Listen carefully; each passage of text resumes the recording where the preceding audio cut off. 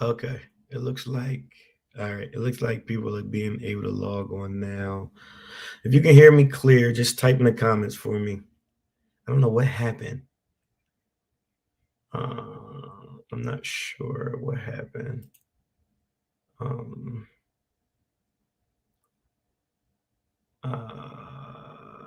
okay, here we go. I see people typing. You hear? Okay. If you hear, can hear me? You can hear me clear. That's weird. I don't know what happened. Um, I see. Okay. I was just teaching away. It was two people on. I was just teaching. I thought maybe people were asleep. I don't know. Y'all know numbers don't mean nothing to me, so I didn't think nothing was wrong until I started getting texts like, is Bible study not live? I'm like, I think it is. Can everybody hear it now? Okay. Um, I just ended the first one. Mother Wilson says she can send her notes. I'm going to, I can pretty much, this is one verse. I think I can get through this again. Won't you do me a favor and tag people for me and let them know that we are back on. Uh,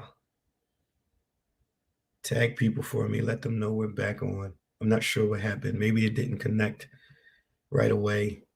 Um,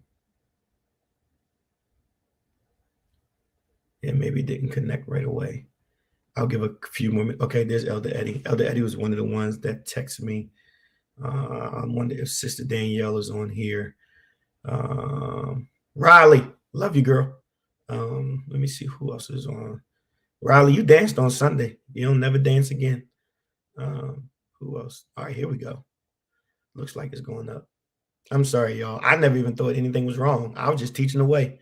Y'all know me. I don't know. It was I saw two people in the thing, and I just kept right on teaching.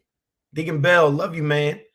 I just kept right on teaching, y'all. I didn't even know. I was just teaching my heart out.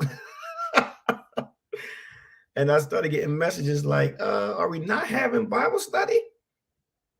I was wondering, okay. I was looking, I didn't know. I didn't even know. I just went on and I just started teaching. I didn't even realize that the numbers wasn't even, I mean, Key, I was in a full teach. I was getting into my points and everything.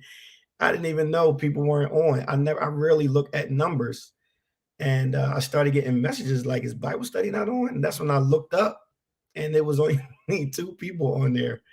All right, it looks like we're up. Okay, this looks like Bible study numbers. Okay, I thought maybe everybody was tired or asleep. I know consecration has been a lot. I mean, Key, I was just teaching my heart out.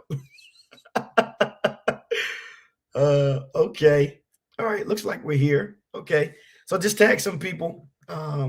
Let them know. I'm glad you guys text me because I had no idea that the live wasn't going through or it wasn't populating for people to be able to get on. Um, Byron, I love you, cuz. Yes, I was like, where is Bible study at? Oh my goodness. I'm glad Danielle and Eddie texted me because I would have never known. I was in a zone just teaching away. I would have never even known people weren't on. All right. So I'm glad you guys are on. So let me start here. Let me start. We're here at Isaiah chapter 41, and we are in day 16 of our 21 days of fasting. And I just want y'all to listen to me. Uh, just stick with it. Okay. I can't tell you everything, but just stick with it. Just stick with it. We are only a few days. Okay, cuz we're only a few days away from day 21 and I want you guys to that's right, Bell, tag people. I want you guys to just stick with it, right? Stick with it and see it all the way through.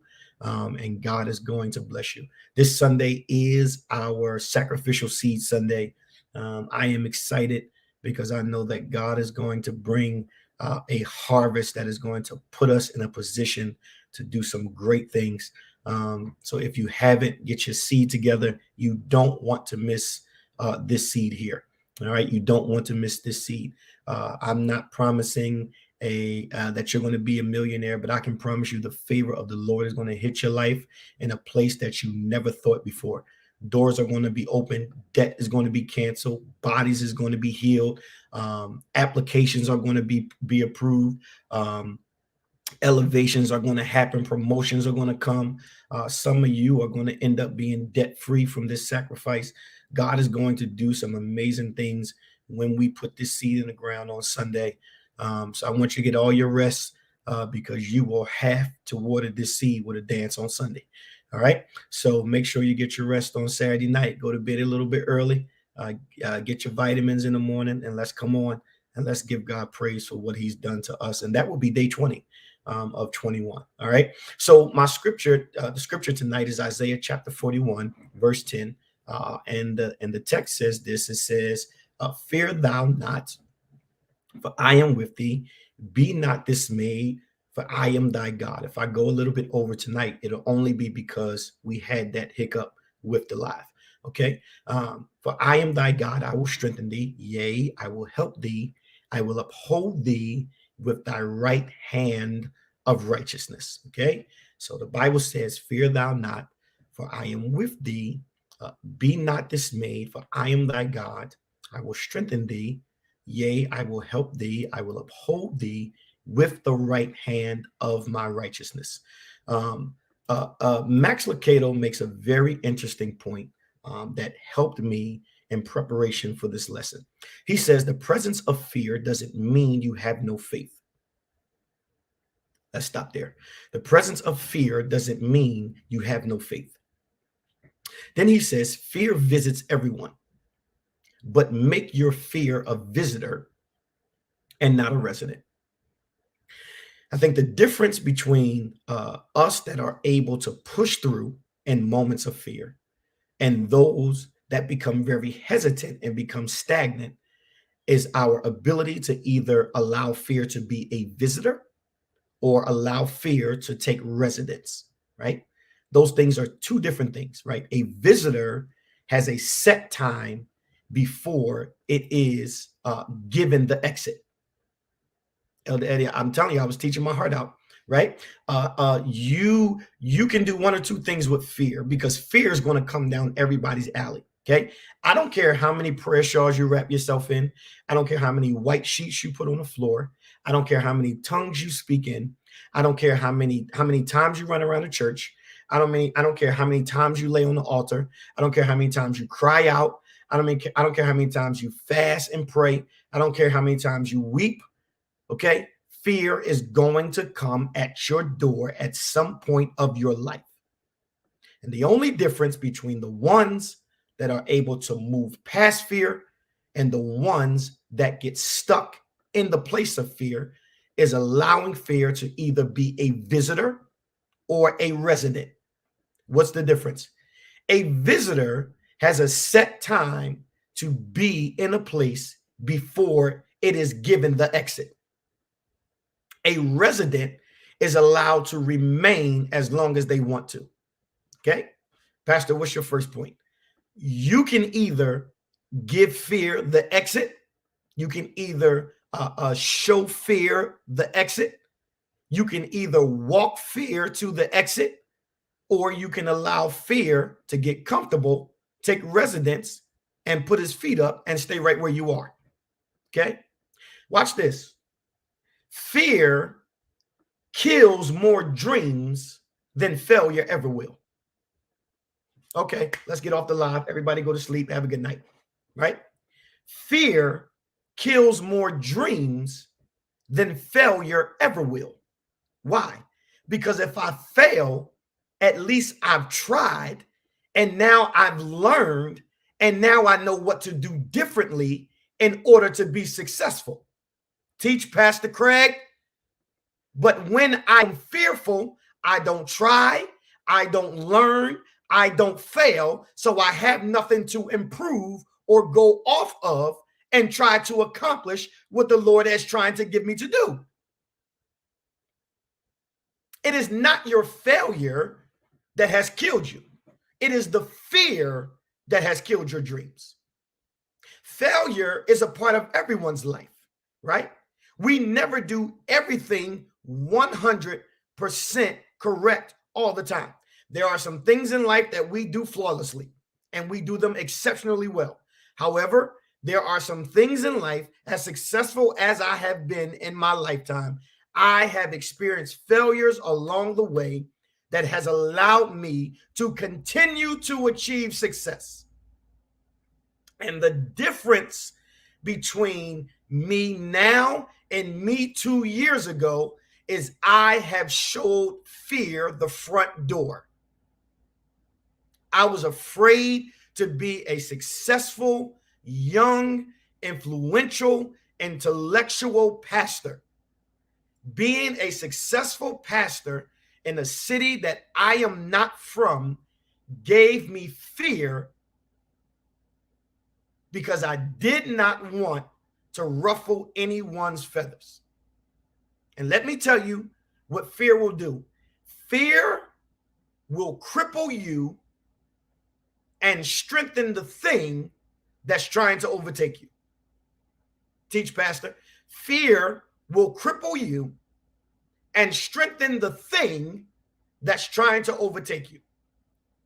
But when fear is a visitor, fear only has a certain amount of time before it got to go, right? How many of you be honest and say, when people come over my house, when certain people come over my house, there is a time limit that they have before they got to go, right?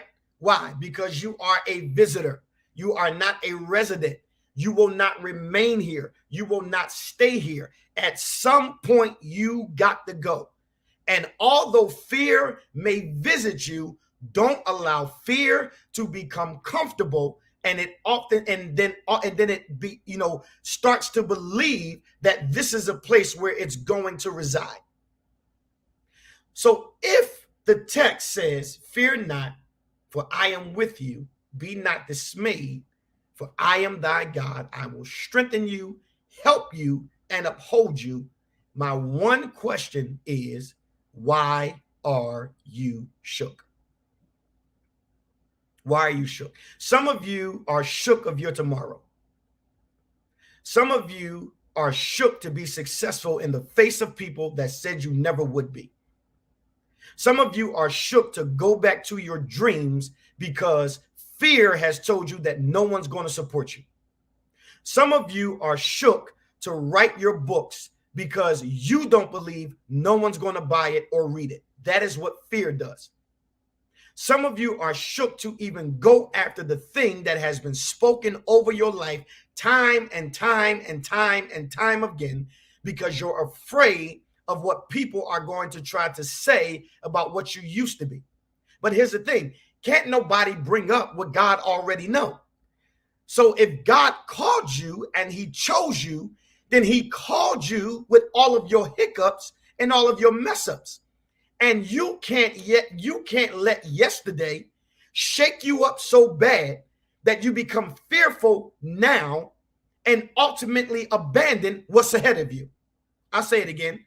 You can't become so shaken up about what happened yesterday that you are living in a state of fear presently and ultimately abandoning what's up the road, what is your future. Every successful person has had failure somewhere in their life. And so 10a says, "Fear not, for I am with you. Fear not, for I am in your presence. Fear not, for I am beside you." So number one is don't ignore fear. Check it. Check it, right? We don't have a problem checking people when they get out of line. We don't have a problem checking people when they speak to us in a manner that we don't approve of, right? We don't have a problem checking people when they say things that are not accurate. We don't have a problem checking people when they put us in a position to be made to feel uncomfortable, incompetent, or not worthy of anything. So my question again is, if God is saying, "I am with you, I am in your presence, I am beside you," when fear comes and visits you, don't ignore it. Don't look past it. Don't act like it's not there. No, face it head on and check it. Put fear in its place. Yes, you're here but you're not going to stay here.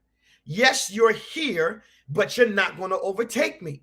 Yes, you're here, but you're not going to get on my nerves. Yes, you're here, but you're not going to make me abort the promise.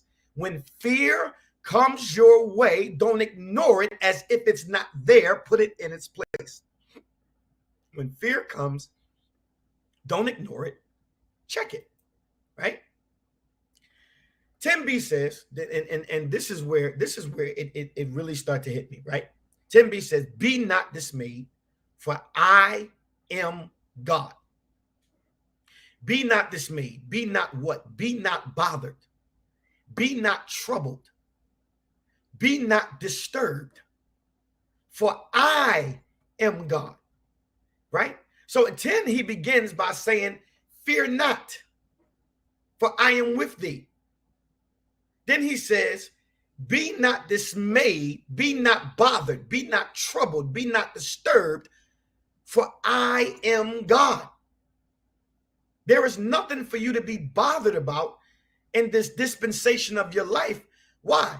Because God is not only in the presence of you, God is not only walking beside you, but he is saying you don't need to be troubled because I'm God.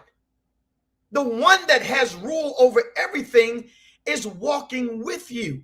So why would you be afraid of anything that's approaching you when the one that has the ability to destroy anything, get rid of anything, has power over everything, is walking beside you? So when that thing comes, it shouldn't even feel comfortable enough to approach you because of what is walking with you. But when you don't know who is walking with you, then you diminish what the thing, the power can do for you, and allow fear to take residence in a place that it can't even reign in. Right? So what you have to do, point number 2, is remind fear how faithful God has been. When fear comes, you should say, come on, come my way. Come my way so I can tell you a few things about the one who has been faithful to me. Come on, y'all. When I needed, he provided. Right? When I didn't deserve it, he gave it. When I was sick, he healed my body. When I was somewhere I didn't have no business, his blood covered me. Right? When what others died with, he allowed me to live with. Come on, y'all. For 2.5 years, God has been faithful.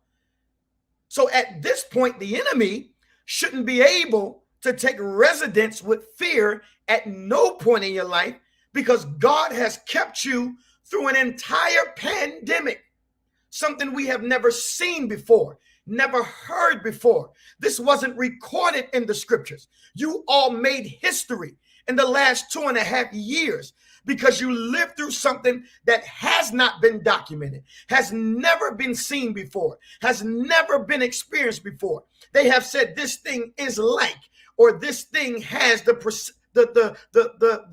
tendencies of, but this is not something that we have never experienced before. We can't go back and say, oh, this is like the pandemic of this, or this is like the pandemic of that. No. You lived in a space of history that you've never experienced before. And so when fear comes, you had the ammunition to say, listen, let me remind you of how faithful God has been to me. Remind fear of how faithful God has been, right? Fear, watch this, doesn't prevent bad. Fear prevents good. I'll let that sink in for a minute. Fear doesn't prevent bad. Fear prevents good. You don't know how successful you ever really could be if you don't ever get past your fear and attempt the success. Some of you will never know just how anointed you really are because you allow fear to tell you you are only this. You allow fear to convince you that you will always only be good enough at this. You will only be able to ever operate successfully in this place, in this space, in this time, in this arena. But you never know how successful you could ever be if you never ever tried your hand at the success that's before you. Right? So, number one, don't ignore fear, check it. Number two, remind fear how faithful God has been. But then it says this. It says, I will strengthen you. So it says, fear not, for I am with you, right? I am in your presence. I am beside you. Then it says, do not be dismayed, right? Or bothered, or troubled, or disturbed. Why? Because I am God. But then it says, I will strengthen you. I will add fuel to you. I will toughen you. I will sustain you, right? The next thing we got to do is replace fear with renewed strength. Replace fear with renewed strength. If God is telling you not to fear, that is because he has already equipped you with what you need in order to be successful, right? And so what this text is saying to us is, you have taken on this mindset based on what you think can't happen, what you think you can't produce, what you think I haven't given you grace for, the skill for, the will for. Some of you won't ever realize just how skillful you are until you get out of your box of fear and actually attempt the thing that's always been the thing in your life. Psalms 34:4 says, I sought the Lord, and he answered me and delivered me from all my fears. During this last few days of consecration, I want you to be intentional and asking God, seeking the Lord, right? Praying to God, which is what sought means, right? Going after God, because the scripture says he'll answer you and deliver me from all my fears. So in your time of prayer, right? In your quiet time, in your time of reflection, in your time of meditation, I want you to be intentional with asking the Lord to deliver you from the fears that are keeping you from being successful. I want you to be intentional, right? Don't go before God saying, oh God, I think God, if you could, would you help me? God, if you don't mind, would you? I want you to be intentional in the last few days of being very courageous and bold with your ask of God to deliver you from your fears. Some of you still have a fear to work in ministry because of what the last ministry did to you, right? Some of you have a fear of really blossoming into who God has called you to be because of what the last ministry told you would never be. Some of you have a fear of really walking in the authority and authenticity of the anointing that God has on you because of what people told you could only be. But if God is the one that called you, if God is the one that sanctioned you, if promotion doesn't come from the east or the west, but it comes from above, then how can people cause you to live in a space that they don't have the authority to stop you from achieving because they aren't the ones that called you from the beginning.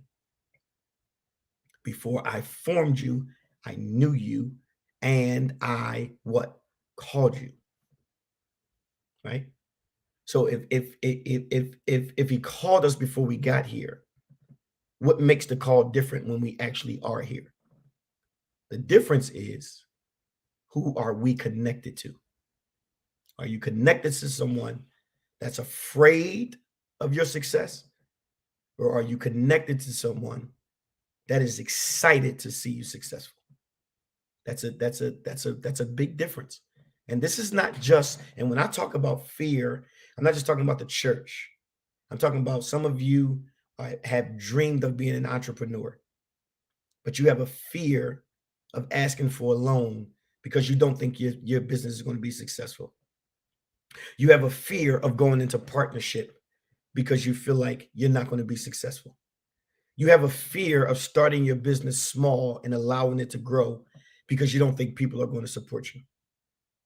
But my thing is, you will never know the level of your success until you're able to eliminate fears and go and attempt to be successful, right? Those things are very, very different. When the Lord spoke to me, yes, I'm in the home of Elder Tillman, right? I had a conversation in the home of Elder Tillman, and that is where I began.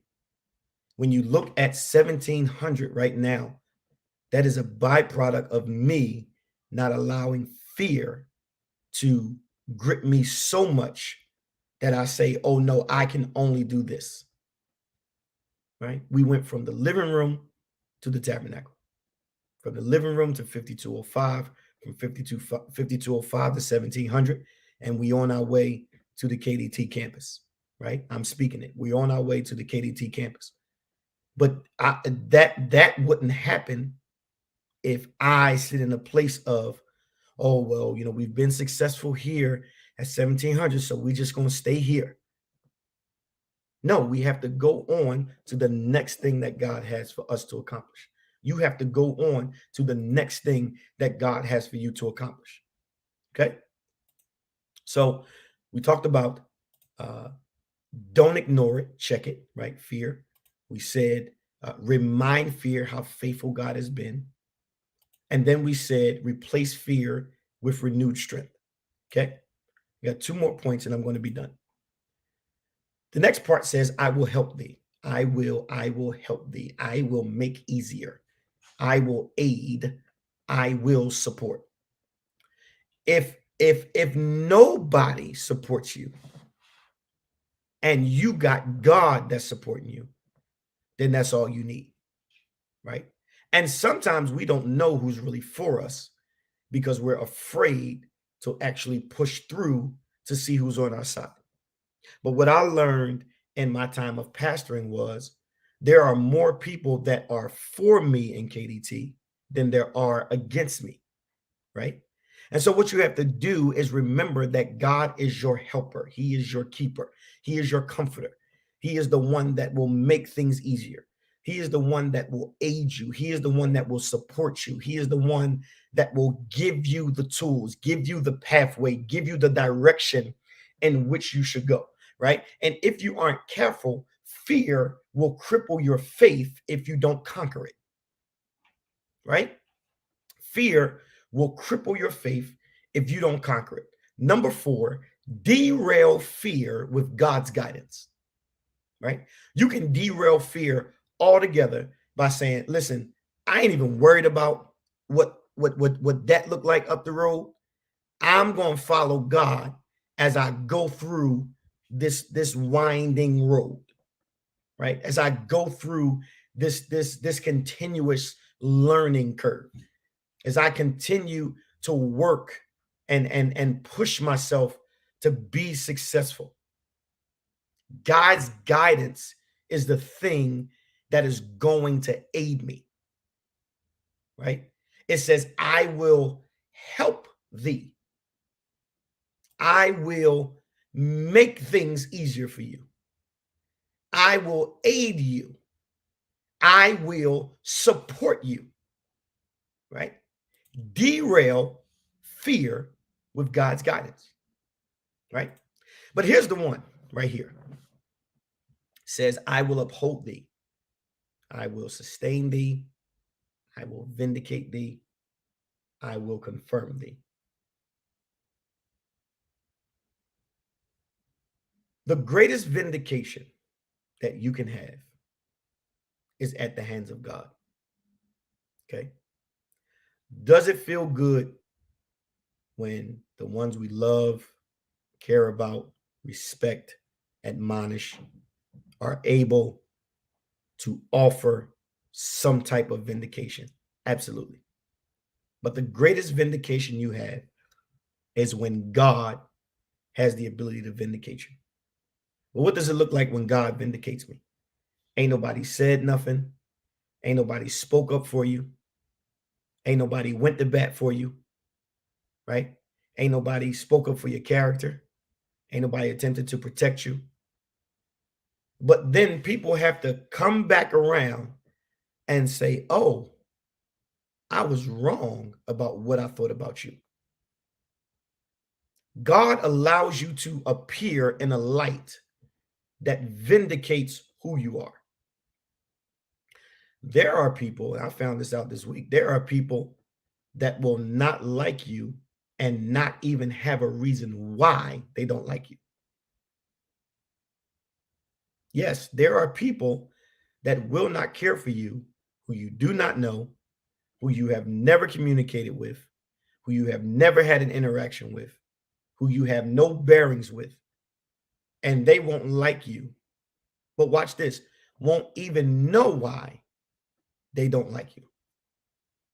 But in those moments, you have to remember God is the one that's going to uphold me, sustain me, confirm who I am, right? Vindicate who I am. And so my last point today is bury fear with God's vindication, right? God is the ultimate vindicator. And let me tell you something. It ain't nothing like having your name vindicated like God doing it, right? It brings such a major peace over your life because when God speaks up for you, people know. When God speaks up for you, it is very evident. When God is on your side and God is vindicating you, people will know. People will know. There is no need to be afraid to do anything right now in your life. There is no need to be shook about anything you want to accomplish. If you want to buy that home, take your time, plan, save your money, and go do it. If you want to start the travel, take your time, plan, and start doing it. If you want to open your business, take your time, plan, and go after it. If there are things that you want to go back to school and get your degree, take your time, plan your schedule out, and go after it. There are things, if you want your own clothing line, if you want your own hairline, right? If you want your own sneaker line, there are so many things that you can do. You just have to plan it and go after it, and don't allow fear to cripple you, right? Number one, don't ignore fear, check it. Number two, remind fear how faithful God has been. Number three, replace fear with renewed strength. In those moments where fear overtakes you, remember God has kept you through it all. And when that strength comes, plow through it and continue to move. Number four, derail fear with God's guidance. Stay on God's agenda. Stay on God's track. Stay on the course that God has you on, because you will derail confusion You will derail fear and you will derail all negativity if you remain on God's course. And number 5, bury fear with God's vindication. This is your year to experience success at a level that you've never, ever experienced it before. But if you're going to be successful, you cannot allow fear to take residence over your situation, your thoughts, your ideas, your planning, your connections. Don't allow fear to be the driver of your future. Allow your faith in God to be the driver of your next. And this is getting ready to be one of the greatest years of your life, because you're finally going to step out of fear and walk in the hands of a faithful God and watch your future be absolutely amazing. All right? Absolutely amazing. Listen, let's be a blessing tonight. I pray that this lesson was very sobering for you. I pray that this lesson encouraged you. I know we didn't, get into the umph of lessons like we normally do, but this was a very sobering word for me. When I was scripting this, I even prepared this differently because it was very sobering for me. It spoke to me, it challenged me, but I left feeling empowered. I left feeling ready, right? And fear has gripped us all. Like I said, it has gripped me. It gripped me as a pastor. But what you guys see now is my ability to eliminate the fear that I have, to move on. Some of you are fearful to move on from a place that you know no longer serves you. Some of you are fearful to make a commitment to the thing that does serve you. Some of you are fearful of what people will say, what they will think, how, like, that is all a part of life. But at the end of the day, what did God say to you? What did God tell you to do? And I'm telling you, you will never go wrong following what God says. Never go wrong following what God says, right? So let's be a blessing tonight. Let's be a blessing. I love you, Pastor Brown. I pray it blessed you. Don't live in fear. Don't live in fear. Be great. Be wonderful.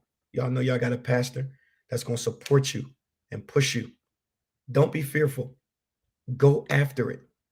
This is the time. Right now, this is the time to do it. This is the time to go after your next. Go after your dreams. Go after your future. Don't sit down and wait for nobody to give you anything. Go after it. The pride I take in KDT is because nobody gave us anything.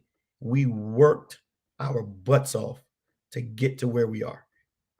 And it's not that we don't want help, and we don't need help, and we don't love help. I love help. I love when people are a blessing. But I will never sit back and wait for somebody to do what I know God can give me the will and skill to do if I simply trust him. Stop sitting and waiting and start moving. I love you too, Pastor Brown. Stop sitting and waiting and move in the space of where God has for you to do. Okay. Let's be a blessing tonight. Let's get our $10 seed, $ Kingdom DT19. Type done in the comments. When you're there, type done in the comments when you're there. But this is getting ready to be an amazing time. I am excited for Sunday. This is our sacrificial seed Sunday. So I am so excited of what the Lord is going to do and how he's going to move and what he's going to do for us.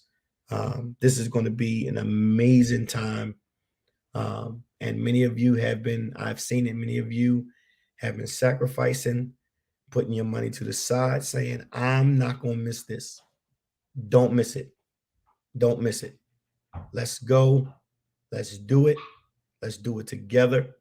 And we are going to see God move for us in a major, major, major way. I believe God is going to do great things for us. I believe God is going to keep us. I believe God is going to sustain us. And we just have to trust him and believe him to guide us through until the end. Mama T, I'm still praying for you. I love you so much. I appreciate you. I pray you are getting well. I pray you are doing well. And we look forward to seeing you soon. Jonica, I'm praying for you and your family and your son. Definitely praying for him, keeping him in our prayers as the Lord continues to bring us through. All right. Owens, what's up, my man? Owens, Martez Owens is another gift that God has sent to us, and we are going to see that gift very, very soon. And I am excited to see that gift coming to fruition. I'm glad you're on Bible study. I love to see when leaders and gifts are on Bible study. It shows that your gift is not the only thing you're interested in. So I'm excited. Listen, I love all of you. I'm praying for all of you. We are at day 16. You ought to be proud. We are at day 16, and you ought to be proud of what God is going to do. And I believe that God is going to continue to bless you and keep you and cover you. And listen, we're only a few days away.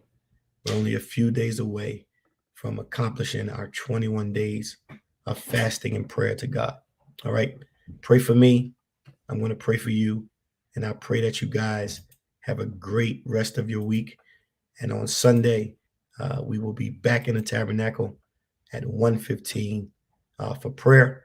And then at 1:30, that's right, Mom. That's right, Mother Wilson. At 1:30, we will be giving God praise as we will be on the cusp, on the eve of accomplishing year 2 of our 21 days of fasting and prayer. All right. I love you, and I'll see you guys soon.